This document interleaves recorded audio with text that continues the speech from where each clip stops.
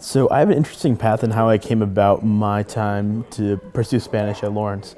Of course, I know I had to fill the language requirement, but I knew I wasn't really a fan of my Spanish experience in high school.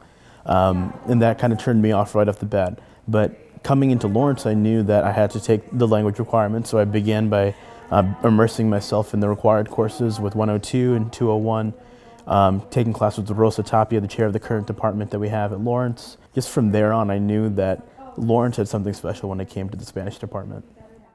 My name is Rosa Tapia. I'm an associate professor of Spanish, and I'm currently chairing the Spanish department at Lawrence University. The Spanish program at Lawrence is more than a language program. It's a language, culture program, but some of our courses also include conversations on the history of modern thought, film, politics, and so it just teaches students to think across cultures. My name is Gustavo Fares. I'm professor of Spanish and Latin American Studies.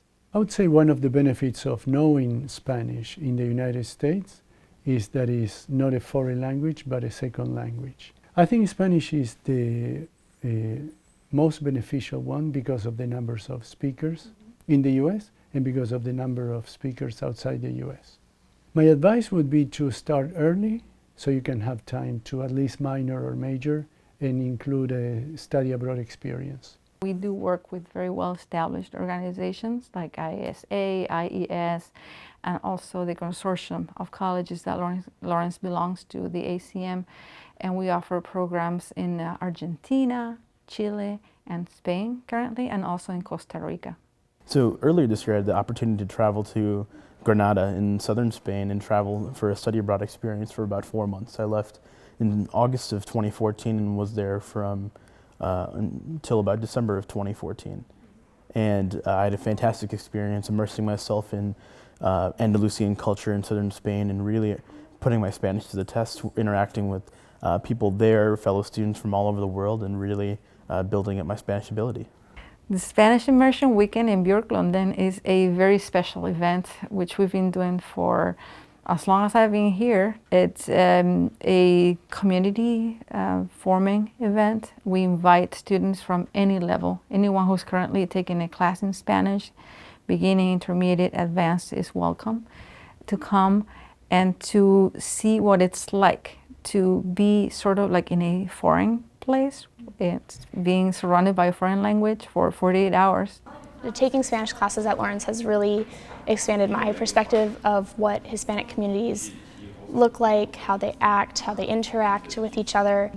I've had many internships where I've worked with Spanish-speaking communities, and it's not only important to be able to communicate with these people, but being able to interact with them on a more personal level rather than just a language level. I have benefited in knowing Spanish in that the Hispanic community in the United States is very large.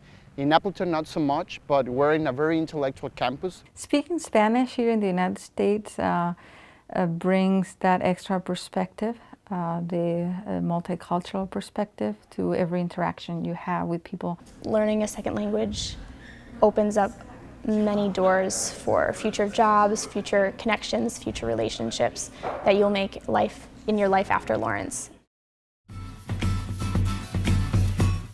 My favorite word in Spanish is che, which is a word that is colloquial, it's friendly, it calls for the attention of another person, and it's unique to Argentina. So that's why I like to use the che whenever I can.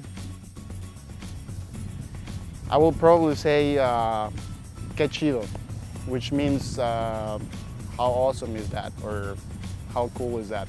And one would be almendra, which means almond. And I think it's just a beautiful word. It rolls off the tongue really nicely. Okay, there's an expression which, it just makes me laugh every time I hear it, from home, which is "Qué fuerte" or "Qué barbaridad." "Qué barbaridad." My house mom would always say "Ya veremos," which means "we will see." And there was never an absolute time as to when we would have dinner or go out and do something, but she would continue to say, "Ya veremos, don't worry, Chico. We'll take care of it, don't worry, it's gonna happen sooner or later. Don't be pressured, don't be worried about it. It's gonna happen, just relax and enjoy the ride."